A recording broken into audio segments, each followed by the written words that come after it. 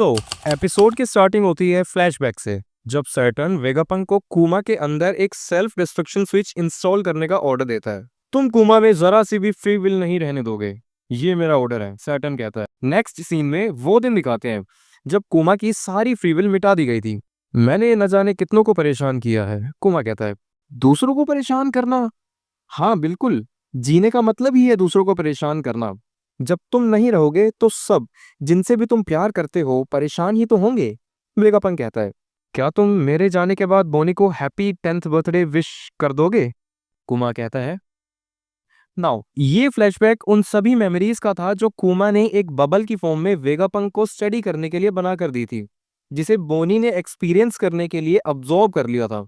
Now that she knows the truth about Vegapunk, Bonney बाहर आती है और वेगापंक कहता है, मैंने कुमा से किया हुआ वादा तोड़ दिया। अब जैसे जैसे बोनी वेगापंक को गले लगाने के लिए आगे बढ़ती है, वैसे वैसे वो अपनी ओरिजिनल फॉर्म यानी एक 12 साल की बच्ची बन जाती है और रोते रोते अपने पापा की यादों को याद करते हुए वेगापंक से सॉरी कहती है। भाई ये सीन एक अच्छे खासे इंसान को रुला दे, इतना ही इमोशनल सीन है ये। वेगापंक बोनी को एक नेकलेस देता है जो कुमा ने वेगापंक को देते हुए कहा था कि बोनी को 10th बर्थडे पर उसे दे देना, जिसे देखकर बोनी बहुत ज्यादा खुश होती है। उस सिफायर नेकलेस को बोनी सन गॉड निका से कंपेयर करती है। आई सी, किसने इमेजिन किया था 2 साल पहले तक कि वो लड़का यानी लूफी सन गॉड निका जैसा कुछ बनेगा? वेगापन कहता है। बोनी कहती है कि निका जैसा? इससे याद आया कि सोहेट मेरे पापा के बेस्ट फ्रेंड का बेटा है ना?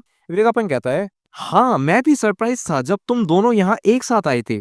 सब किस्मत का खेल है। जब से तुम उस रूम में गई हो तब से यहाँ बहुत कुछ बदल चुका है। फिर वेगापंक बोनी को सारी कहानी बताता है कि बोनी के रूम में जाने के बाद क्या क्या हुआ और स्ट्रो हैट्स ने उसकी हेल्प करी and so on. Now back to present. Bonney को सैटन ने अपने हाथ में कस के दबा रखा होता है। सारे मरीन्स की बंदूकें बोनी के सर की तरफ पॉइंट होती है। वहां पर मौजूद कोई भी मूव नहीं कर पा रहा था, चाहे वो स्ट्रो हैट्स हो या वेगापंक या फिर वेगापंक की कोई सैटेलाइट। और दूसरी तरफ लूफी खाना खाना चिल्ला रहा था। मरीन्स ने सेंटोमारो को भी कैप्चर कर लिया था। इतने में सैटर्न कहता है कि बोनी तुम्हारे पापा कुमा अब नहीं है। ये खबर आग की तरह हर जगह फैल जाती है कि स्ट्रो हेड्स ने डॉक्टर वेगापंक को कैद कर रखा है। ड्रैगन ईवा चान से पूछता है कि अगर कुमा के अंदर अब भी थोड़ी सी फ्री विल बची है तो वो सबसे पहले कहाँ जाएगा? ईवा कहता है, अगर मैं कुमा की जगह होता तो सबसे पहले मरीजुआ जाता, लेकिन कुमा वहां नहीं जाता। इतने में ही बोनी ट्रांसफॉर्म होने लगती है अपनी पावर्स का इस्तेमाल करके और कहती है कि अगर मैं मरूंगी तो तुम्हें भी साथ लेके जाऊंगी। डिस्टॉर्टेड फ्यूचर निका लाइक। बोनी सैटर्न को पंच करने की कोशिश करती है लेकिन एंड में कमजोर पड़ जाती है। ये क्या था? क्या ये कोई अटैक था? तो तुम्हें नाम पता है, लेकिन वो क्या है ये नहीं पता। इतने में ही लूफी को खाना खाते हुए दिखाते हैं। न जाने किसने दिया होता है। आपको क्या लगता है कि लूफी को खाना किसने दिया? कमेंट करके बताना। बोनी सैटर्न की एज को भी मैनिपुलेट नहीं कर पा रही थी। समझ ही नहीं आ रहा था उसे कि ये क्या हो रहा है। सैटर्न बोनी को बताता है कि तुम्हारी पावर मैंने तुम्हें दी है। ये एक एक्सपेरिमेंट था, ये देखने के लिए कि अगर हम एक नवजात बच्चे को जो कुछ खा भी नहीं सकता उसे फ्रूट पावर दें तो क्या होगा। इस तरह से बोनी को एज फ्रूट खिलाया गया। ये एक्सपेरिमेंट एक सक्सेस था, लेकिन ये फ्रूट ही वर्थलेस है।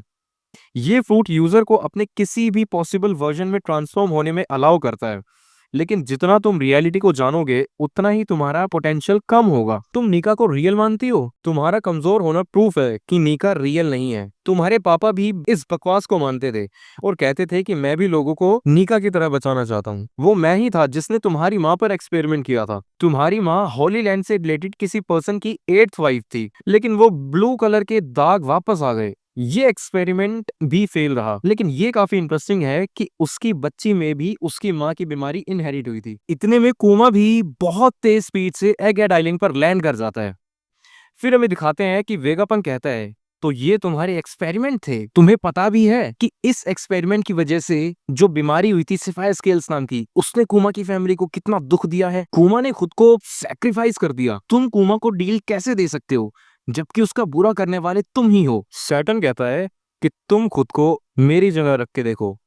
क्या तुम इन कीड़े मकोड़ों के लिए इतने परेशान होगे? इतने में ही कुमा एगहेड आइलैंड के सेंटर की तरफ बढ़ रहा होता है। लिटरली कोई भी मरीन कुमा को रोक नहीं पा रहा था। ये सब मरीन रिपोर्ट करते तो हैं, लेकिन कोई घंटा उखाड़ नहीं पा रहा था कुमा का कुछ। सब हैरान है कि कुमा कैसे आ सकता है। कोमा तो एक साइबोर्ग बन चुका है जिसने अपनी कंप्लीट फ्री विल खो दी है। सैटर्न भी इस बात को लेकर परेशान है कि कोमा यहाँ कैसे आ सकता है।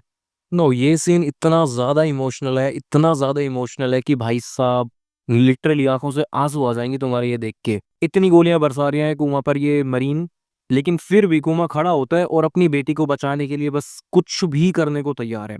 वो तो जब है जब इसकी फ्री विल कंप्लीटली खत्म हो चुकी है। न जाने वो पता नहीं क्या इंस्टिंक्ट है इसका, क्या अंदर से एक आग है जो उसको खड़ा करने में मजबूर कर रही है और अपनी बेटी को बस बचाना है इसको। इतने में सैटर्न मरीन्स को ऑर्डर देता है कि इसके सर में गोली मार दो। इतने में सैटर्न मरीन्स को ऑर्डर देता है कि बोनी के सर में गोली मार दो। बस इतने में ही एंट्री होती है कुमा की और अपनी लेजर से सारे मरीन्स को उड़ा देता है। सैटर्न बोनी को दूर फेंक देता है और खुद अपना एक पंजा बोनी पे रखने ही वाला होता है। इतने में ही कुमा आता है और उसको धर दबोचता है। सैटर्न भी कहता है कि ये ऐसा क्यों हो रहा है वेगापंक, इसको तो अभी तक मर जाना चाहिए था। इतने में ही कुमा एक जोरदार पंच रख के देता है सैटर्न के मुंह पे। और इसी के साथ एंड होता है हमारा एपिसोड नंबर 1137। मिलते हैं आपसे अगली वीडियो में, तब तक के लिए देखते रहिए वन पीस। तो कैसी लगी आपको ये एक्सप्लेनेशन, कमेंट करके बताना। चैनल को सब्सक्राइब करना, लाइक करना और शेयर करना अपने दोस्तों के साथ।